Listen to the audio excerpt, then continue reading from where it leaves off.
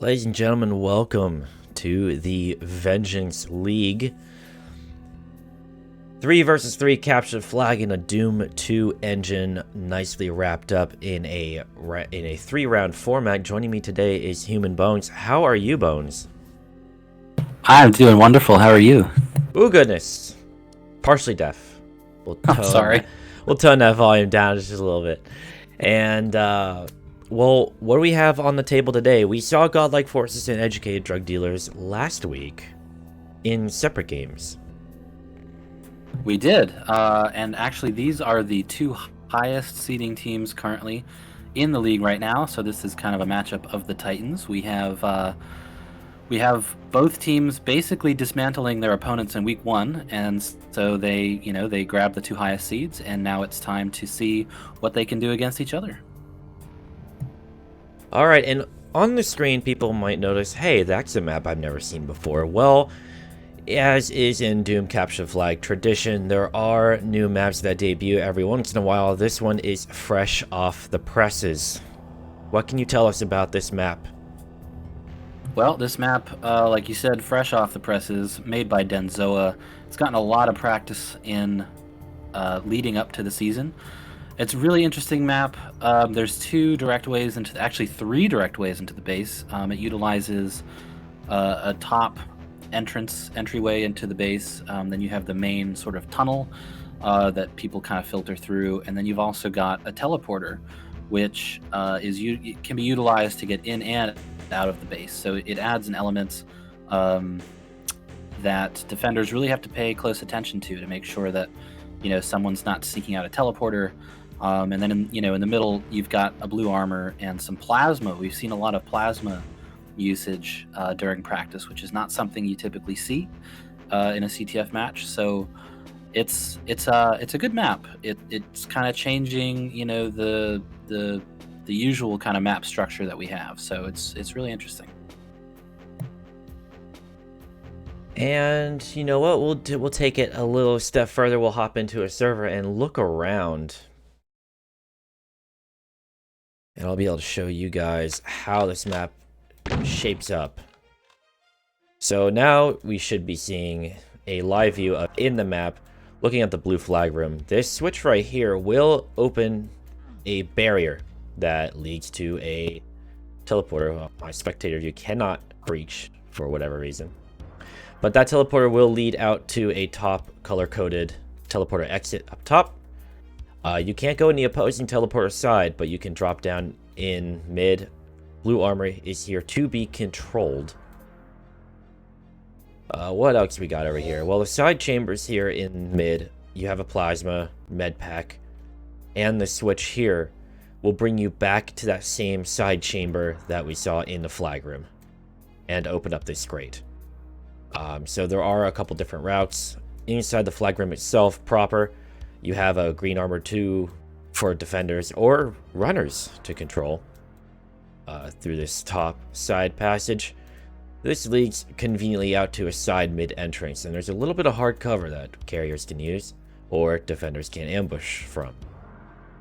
Other than that, pretty straightforward. Not a lot of detail to clutter the eyes.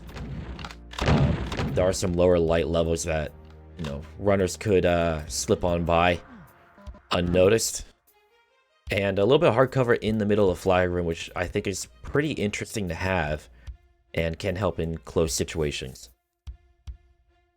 Yeah, there are a couple things that you can't really see just from looking at it that make the gameplay of this map pretty dynamic. So I mentioned when you go through the teleporter from one of those side spots in the middle, you have to wait for that gate to lift. And so what you can do actually is, let's say you do that, the gate goes up, you can bust into the flag room, grab the flag, and then run back out before that gate even closes. So you might see some of that with some players as they've learned how this map works and how to get out of the base effectively. You might see that move. Also, that lift there behind the flag, sort of, or to the left of the flag, where you're going to see a med kit. That's one of those lifts that you can do, kind of that jump up that you might see in some other maps. I don't quite know how to describe it, but basically, you can run at the lift, and jump and lower the lift at the same time, and it boosts you up there. So you have that kind of quick jump that can help you get out pretty quickly as well. So there's all these little subtleties that you might see in the game that you're not seeing just looking at the map. So I think there are some really interesting elements to this. Yeah, the lift being jumpable, for lack of a better term, that is a good point to bring up. We've seen that in other capture flag maps that kind of as a shortcut so players aren't waiting for the lift. It has to be timed pretty precisely so that Doomguy can make that transition to the higher plane. Other than that, I mean, there's a rocket launcher here. I'm kind of curious how any rocket launcher play would shape up in controlling mid. Rocket launcher. The blue armor here too. There is a rocket launcher inside the base on top of one of the crates. So what we've seen a lot of in practice is someone maybe attacking or even defending from that tube entrance. That's the only way I can describe it. Leading out into the middle, where you're sort of facing the other entrance from the middle. Is that you've seen some players spamming rockets through there, trying to take out some of their opponents. And then you've also seen people attacking and defending, like I mentioned earlier, with the plasma gun and just sort of spraying that across the middle. So that's two really interesting aspects that you don't see typically in CTF maps these days. All right. Well, we are waiting on EDR to file on in.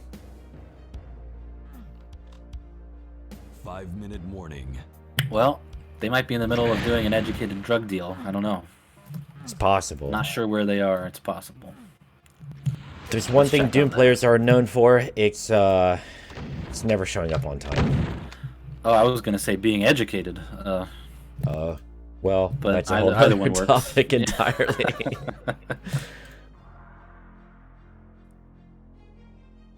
Yeah, so just talking about the team specifically, I think GLF right now is probably a favorite based on their performance last week. Taking out a pretty strong team on paper. And then same with EDR, all these teams are strong on paper. So for both of these teams to kind of dismantle their opponents the way they did, it's pretty impressive. Yeah, this week is a little bit of a clash of the Titans so far early on in the league. Why don't you run through how the point system works in Vengeance? Sure. So that's always a confusing thing to explain, but I think we talked about this last week. Basically, you can have a max of 3 rounds, but if your opponent manages to get a 6 flag lead over you, and you haven't made it into round 3 yet, there's not going to be a round 3. So that's kind of your magic number. If you're trying to avoid a round 3, you want to make sure that you score 6 or more flags than your opponent before round 2 is up. So basically, the way that it works here is we're trying to focus more on the flag totals than we are the round wins. So at the end of 2 or 3 rounds, whichever team has the most flags will be awarded the win. And so the point breakdown is as follows. We have a 2-round win gives you 4 points, a 3-round win gives you 3 points, a complete tie, that's 2 points, a 3-round loss is 1, and a 2-round loss, unfortunately, you do not get any points. But it is dependent on how many flags you score, whether you win or not. All right. I should write that down somewhere so it's a little clearer every time I explain it. Oh yeah, you'll get better at that. The more I make you explain it. Yeah. But definitely an interesting system that hasn't really been shown live much before. The World Doom League does not have a mercy rule with rounds like Vengeance does. So in that way, Vengeance has a little bit extra pizzazz, for lack of a better word, in how a match can shape up. How a shutout is rewarded. Yep, and unlike some other leagues, if you lose a round, it's not necessarily the end of, your match. even if you lose around, you could lose around 5 flags to 4 and still end up being the victor of the entire match. So it's a new way of doing things. Yeah. Well, we got both teams in here, but for whatever reason, I think my client's bugged. I'm not seeing a call vote here. What's happening? Come on, guys. There is not a call vote yet, so it's not your client. Both teams are bugged. They are taking forever.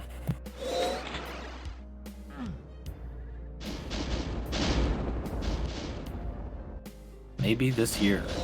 There we go. See, all they needed was a little encouragement, like all of us in life. Well, I don't know about you, but well, definitely not you. But getting encouragement from Zen, I only want to get that once because it doesn't get any nicer after that. Oh boy. Well, we had our first call vote. We'll be getting into round 1, EDR versus GLF on this lovely Saturday. Alright, starting off watching OJ grabbing green armor. Dropping a lift in the flag room, and already there's a player bearing down on the red flag. But got cleared out. Who's got the blue flag? Who's got it? Sharp has the blue flag. I'm trying to find him. There he is. Poto managed to grab. Oh, there's too much happening there. That was a hard reset. A mess in the blue flag room for sure. But so far the map looks much like a typical Blitz map would play. Yeah, it definitely is. As we see Sharp getting another flag touch. It's kind of a non-stop map. You're not going to have a lot of downtime on defense here. And Sharp with another touch. For the most part, there hasn't been a lot of opportunity for the flagger to get out of the flag room and like into mid where he can get more cover.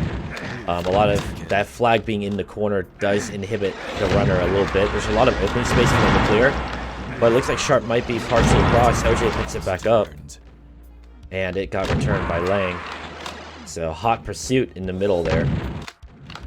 Yeah, it's definitely hard with that flag in the corner to really make any kind of move. You sort of have to position yourself before you pick up the flag to know which direction you're going to run in. Let's see here. And a little bit of that side action. I mean, anyone in the flag room will hear that lift raise. Not only see it, but that audio cue is very noticeable. Sharp with another touch, and he's trying to get out. Gunned down and returned.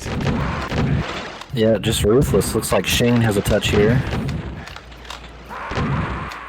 Fat Willie, also known as Shane, got out past mid. Our first touch in the game.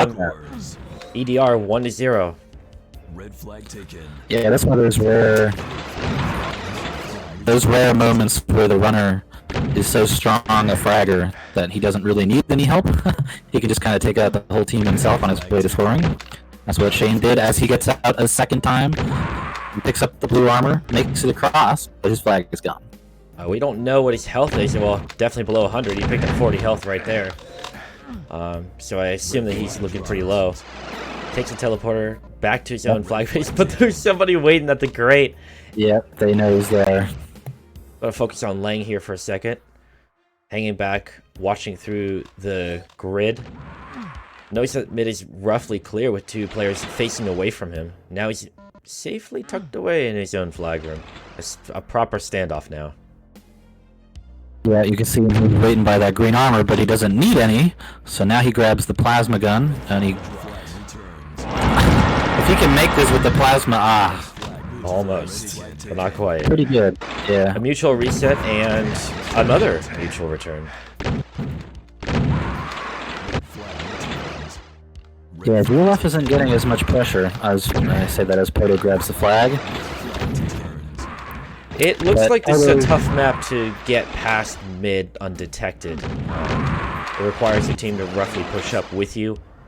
And cover you, because it really isn't a whole lot of alternate routes with hard cover that make it tough for you to escape undamaged. Yeah, on EDR you can see that Sharp and the Fat Willy are getting touches, and really on GLF we've only seen Poto getting touches, so it looks like EDR is getting a little bit more pressure, a little bit more support for each other. Something GLF has to improve on. That was GLF's bread and butter last week. Poto as the main runner, and Lang and Azrael kind of laying down cover fire. It worked out pretty well for them there. But now they're up against Poto's actually trying to support. Yeah. Oh. And a pickup in the red flag room. OJ successfully relay racing it to the flag for EDR. Poto sneaking in with a touch. Oh, he almost got out to the top there, but he was gunned down. Excellent chip damage there. Lang probably only had about 5 health, maybe.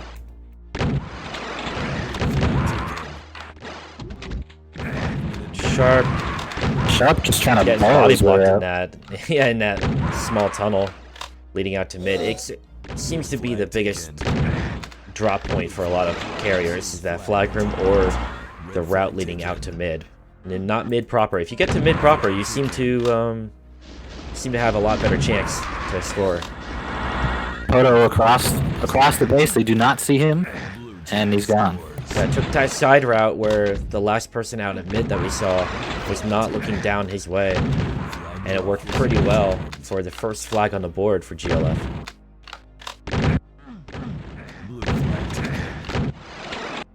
And that TFW trying to get out, but spent a little bit too much time not watching his flank.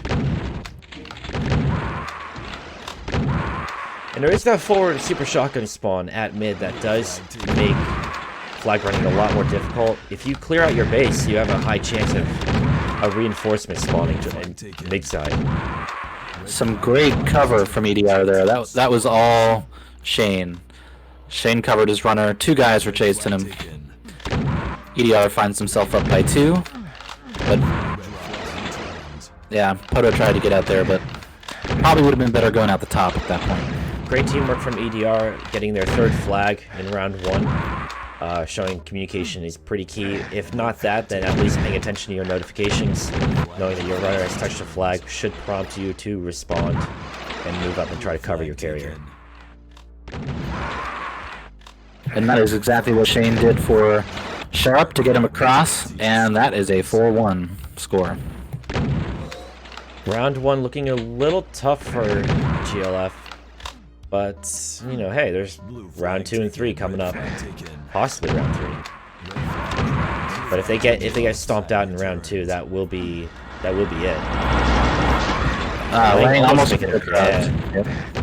Red flag taken. Flag dropped. Blue flag returned. What's Azrael up to?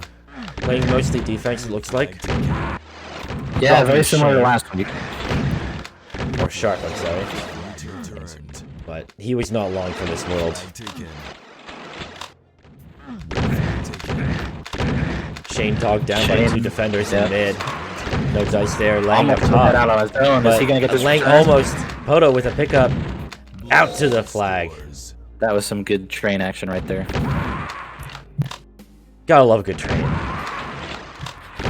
Yeah, and that's, you know, what we've been talking about a little bit is GLF just not getting enough pressure. Nearly as much as EDR is. Yeah, it looks like the way they're covering their runner is a little bit less concise than the way EDR is. EDR is pushing up as a full unit and covering their runner, knowing how volatile mid is for a lone runner to try to survive through it.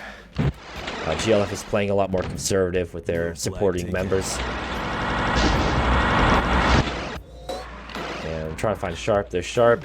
And He's across. And that's it for round 1. 5-2. Sorry, I got distracted reading the chat there. What I was gonna say, you know, what GLF is trying to do is they're trying to put Azrael back there so that he can, you know, try and basically, you know, frag everything that moves, which Azrael has become pretty good at, and they're trying to overcome EDR with the power of Poto and Lang.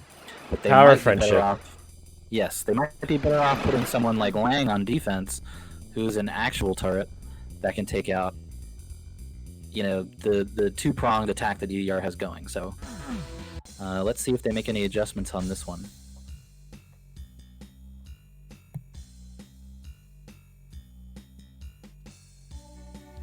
And the map author says he likes the plasma usage. We heard the plasma going off a couple times that round. But now we're into round 2, starting off watching OJ. OJ playing defense again. No reason to change anything that's working. And first 10 seconds, Sharp gets a flag touch. Important to note, if the score line is also 5-2, this round there will not be a round 3. They need to win by 3 flags or more to trigger that mercy rule. So GLF has their work cut out for them. Something has to change, and it has to change now. Sharp getting a couple touches. EDR getting multiple touches while GLF is kind of lacking in that department. Poto not trying to fight the defender, making their way downtown. Right on the pedestal, the flag stand, though, it is dropped and returned. Yeah, you're going to see that a lot with a flag room of that size, is getting basically stopped before you can get to the flag. And that was pretty easy for Sharp. Yeah, Sharp being able to relatively effortlessly, if that's the phrase. And Poto not stopping again. Got the pickup that time. That was good. Good from lying there to cover Poto. Great response from GLF. They need to do that more if they want a shot at round 3. Poto about to use the teleporter for the first time that I know of. Pretty scared of the teleporter, you know, they're pretty spooky. Oh, and held off on the trigger and paid dearly for it. Yeah. I think he was hoping that OJ wouldn't even know he was there, but I mean, come on. You gotta check your corners. It's a classic Doom strategy to sit behind the teleporter.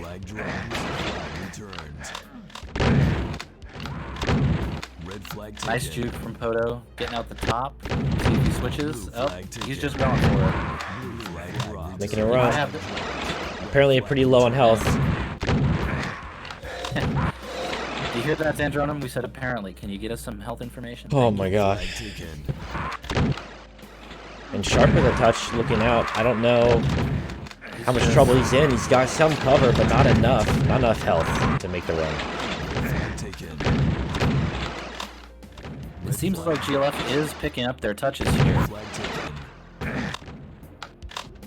Lane gets out, but he's met from 2 guys. Met by 2 guys from EDR.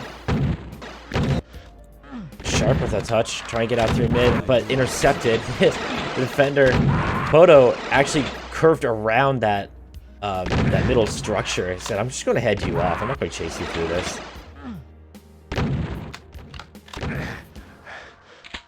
Yeah, it looks like GLF is running with 2 guys.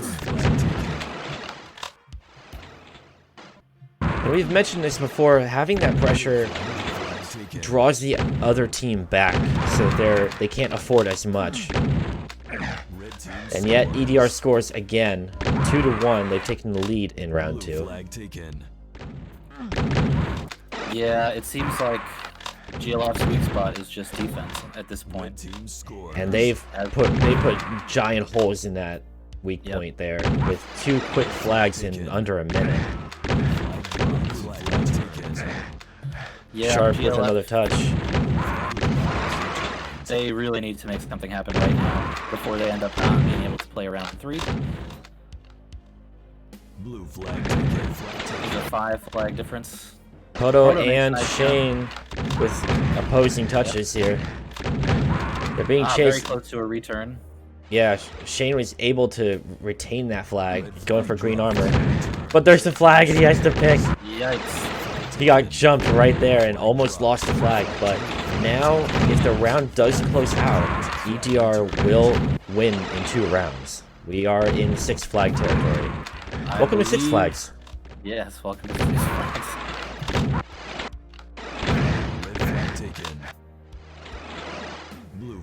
Poto looking towards mid. There's defenders there. And Poto's right on the pedestal. Perfect timing for a score. GLF has a shot at round 3.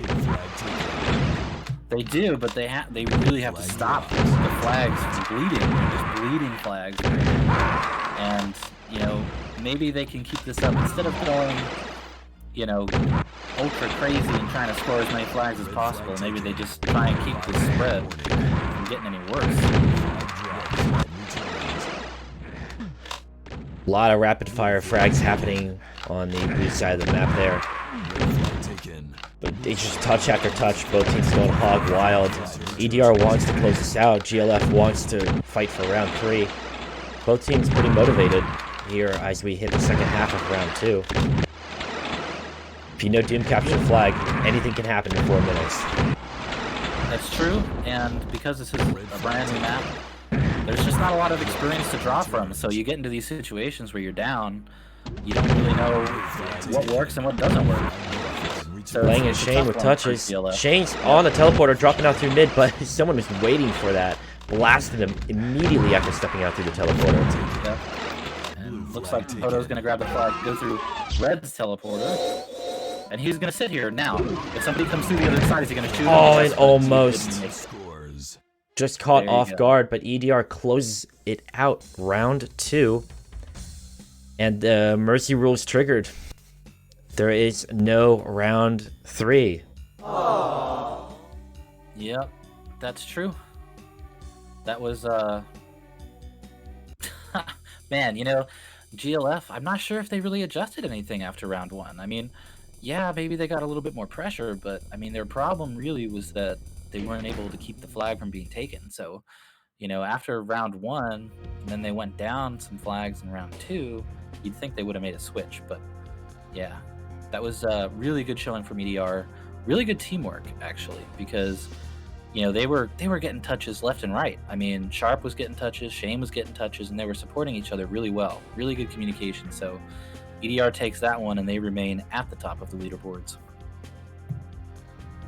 Well, and that will be it for the first game today. I believe there are 2 more games planned for today, Bones? That's true. We have a game coming up at 5 p.m. Eastern, and another game coming up at 7 p.m. Eastern. So the game at 5 p.m. Eastern will most likely be streamed by Devastation, and that will be the Chosen Ones versus Pistol Kings 3, a different map than what you saw earlier. And then the game at 7 p.m. today is Swole Sphere versus Here's the Mid. I do believe you will be on hand tomorrow for our game at 2 p.m. Eastern, between Save Our Souls and Boomers and the Zoomer. That is correct. I will be present for that game, which will also take place on map 46. This map from Denzoa, a relatively new mapper, but produces a map very fun to watch. Absolutely. All right, well, thank you for joining me today, Bones. This has been a Vengeance League broadcast. We will be uploading it to the YouTube for the Multiplayer Doom Federation.